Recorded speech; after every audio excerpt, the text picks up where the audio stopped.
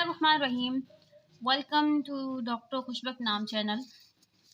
हमारी ये वीडियो है जो आजकल पूरे वर्ल्ड के अंदर एक डिज़ीज़ पेनिडेमिक हो चुकी है, उसके ट्रीटमेंट पर मुख्तलिफ डॉक्टर्स मुख्तलिफ ट्रीटमेंट कर रहे हैं। ये जस्ट मैं आपकी इन्फॉर्मेशन के लिए वीडियो बना रही हूँ। आपने ये मेडिसिन खुद इस्तेमाल नहीं करनी, एक डॉक्टर के अंडर ऑब्जर्वेशन आपने ये मेडिसिन इस्तेमाल करनी है।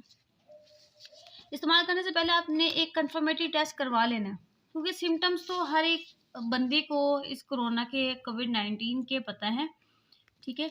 जब भी आपको सिम्टम्स आए, बुखार, गले में दर्द, सांस में मुश्किल, ठीक है, तो एक दफ़ा आपने इसके पहले कंफर्मेटरी टेस्ट करवा लेना है, जो स्वैब के थ्रू होता है। नोज़ से स्वैब यानी कि कॉटन होती है, उसके थ्रू सैंपल लिया जाता है और उसका टेस्ट किया जाता है, पीसीआर किया जाता है।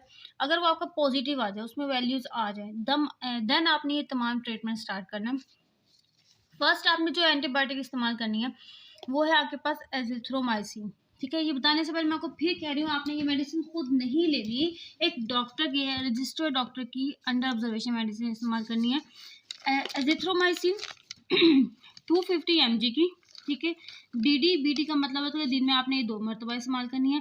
7 डेज़ के लिए ये आपने इस्तेमाल करनी है, ठीक है। मैं आपको इसका कोई ब्रांड नेम नहीं दिखा रही, बस आपको जस्ट ये बता रही हूँ कि जैसे ये एजिथ्रोमाइसिन आपके पास लिखा हुआ आपको नज़र आ रहा है। इस तरह की टैबलेट्स होती हैं, डिफरेंट ब्रांड्स के डिफरेंट नेम्स होते हैं। और इसका एक साइड इफ़ेक्ट ये है कि जो पेशेंट ये लेता है उसको डायरिया हो जाता है, ठीक है, मोशन वगैरह लग जाते हैं। जब इस तरह से होने लग जाए तो आपने उस मोशन को रोकना नहीं है। उस मोशन के लिए आपने क्या इस्तेमाल करना है, ORS इस्तेमाल करना है, ठीक है। ORS इस्तेमाल करें या आपने घर के अंदर फ्रेश लेमन का जूस बना लें, ठीक है, नमक वगैरह डाल के वो इस्तेमाल करें। अगर तो आपके मोशन रुक जाए तो ठीक है, अगर नहीं आपके मोशन रुकते तो सेकेंड आपके पास ये ऑप्शन होता है कि आप लीवोफ्लॉक्सासिन 500 mg की OD डोज में 7 डेज़ आप ले सकते हैं, ठीक है। ये मैं आपको दिखा सकती हूँ। तो ये लीवोफ्लॉक्सासिन डिफरेंट ब्रांड के नेम से आती है। ये मेडिसिन आप ले सकते हैं, ठीक है। और अगर ये भी लेने के बाद, ठीक है, लीवोफ्लॉक्सासिन से भी आपके पास कोई नहीं आ रहा, आउटपुट नहीं आ रही, तो उसका फिर आपने इंजेक्शन, अगर आप घर के ऊपर हैं तो ज़ाहिर बात है आपको ये, जब तक आपके पास एक प्रैक्टिशनर या डॉक्टर नहीं होगा तो इंजेक्शन तो नहीं लग सकते। तो अगर वो मौजूद हैं तो आप इसकी इंजेक्शन लगवा सकते हैं। एंटीबायोटिक सेफ्ट्रिएक्सोन के 1 ग्राम BD, यानी कि एक सुबह और शाम, ये 7 दिन का ट्रीटमेंट। हमारे पास थर्ड जो है वो है आपके पास हाइड्रोक्सीक्लोरोक्विनोन फॉस्फेट, ठीक है। ये 250 mg की टैबलेट, BD 7 डेज़।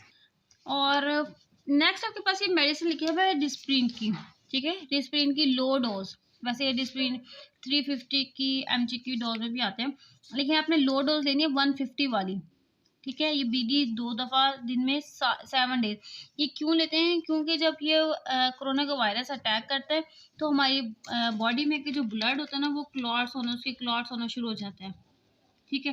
तो क्लॉट्स खून अंदर जमना शुरू हो जाता है, तो डिस्प्रिन अगर हम लेंगे तो खून को जमने नहीं देगा। इसी तरह हमारे लंग्स के अंदर, ठीक है, ये इकट्ठे होना शुरू हो जाते हैं, वहाँ पर ये मसला होना शुरू हो जाता है, सांस मुश्किल होता है, तो उससे भी बचाता है। उसको इन्फिल्ट्रेशन कहते हैं, जब लंग्स में जाके इकट्ठे होते हैं ना, इन्फिल्ट्रेशन और खून का जमना कोगुलेशन।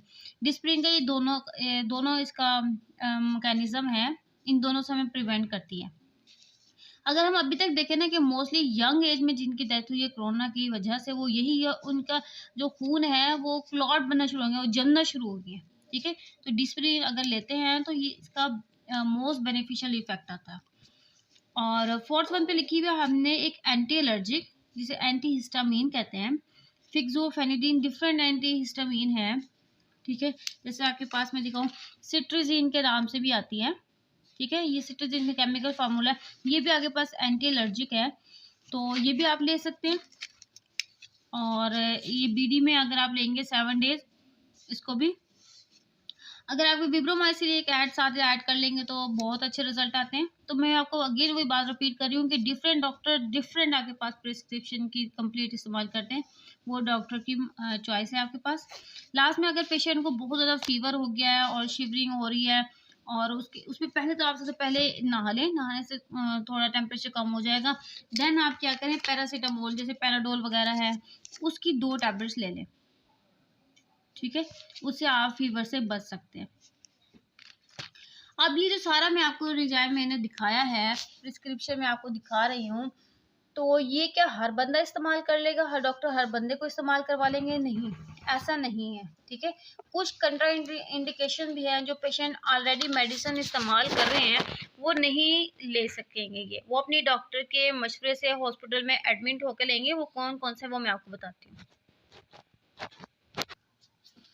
जो शुगर के मरीज़ हैं, हार्ट के मरीज़ हैं, दिल के मरीज़ हैं, गुर्दों के मरीज़ हैं, जिगर के मरीज़ हैं, या अगर ये पेशेंट ऑलरेडी मेडिसिन ले रहे हैं तो वो इनकी मेडिसिन एक डॉक्टर की मौजूदगी में लें, ठीक है। हो सकता है कि वो आपस में रिएक्ट ना कर जाए, तो वो ये डायरेक्ट नहीं ले सकते। अगर ये तमाम मेडिसिन मैंने आपको बताई हैं, अगर वो ले रहे हैं, ये तमाम मेडिसिन जब ले रहे हैं पेशेंट, तो डॉक्टर्स क्या करेंगे, कुछ टेस्ट करवाएंगे, जैसे कि सीबीसी है, कंप्लीट ब्लड काउंट्स करवाएंगे, एचबी देखेंगे, डब्ल्यूबीसी देखेंगे, तमाम चीज़ इसमें से देखेंगे, और साथ सी रिएक्टिव प्रोटीन देखेंगे, इन्फेक्शन के लिए देखते हैं ये। और एक टेस्ट की भी करवाएंगे, D dimer test. D dimer test इसलिए करवाते हैं कि कहीं क्लॉटिंग तो नहीं शुरू हो गई, खून जमना तो नहीं शुरू हो गया। जब खून जमना शुरू हो जाता है ना, तो हमारे के ब्लड में प्रोटीन के छोटे छोटे से हिस्से पाए जाते हैं। जब हम ये डी डायमर टेस्ट करवाते हैं तो उसके अंदर इसकी वैल्यूज आती है। अगर इनके अंदर चेंज आना शुरू हो गया है, जो मैंने आपको अबव टेस्ट बताया है, तो आपने फ़ौरन मेडिकल डॉक्टर से कंसल्ट करना है। क्योंकि खून आपके पास जम रहा है ना, वो क्या करेंगे, आपको खून को जमने से रोकने वाली मेडिसिन देंगे, ठीक है। ब्लड को पतला करने वाली टैबलेट्स देंगे या इंजेक्शन देंगे, जैसे कि मैंने आपको लिख के दिया हुआ है कि low dose molecular weight heparin, ठीक है। ये हेपरिन का भी यही काम है, जो क्लॉट्स बन रहे हैं उनको बचने से रोके। और अगर ये भी आपने ले लिया और अब क्या हो रहा है कि आपकी सांस लेने में मुश्किल हो रही है, डिस्निया अक्कर हो रहा है, तो फ़ौरन टाइम को वेस्ट किए बगैर आप फ़ौरन हॉस्पिटल जाएं। वहाँ पर आपको एडमिट करेंगे। एडमिट करने से क्या होगा कि आपको अगर ज़रूरत हुई तो वेंटिलेटर तक भी जा सकता है, ठीक है। और ये तमाम मेडिसिन मैंने आपको कोरोना के अबाउट बताई हैं। ये तमाम मेडिसिन आपने खुद नहीं लेनी, ये जस्ट इंफॉर्मेशन है एक मेडिकल स्टूडेंट, मेडिकल डॉक्टर्स के लिए, और अपने डॉक्टर से कंसल्ट से लें। Thank you for watching, like and share my videos and subscribe my channels. Allah Hafiz.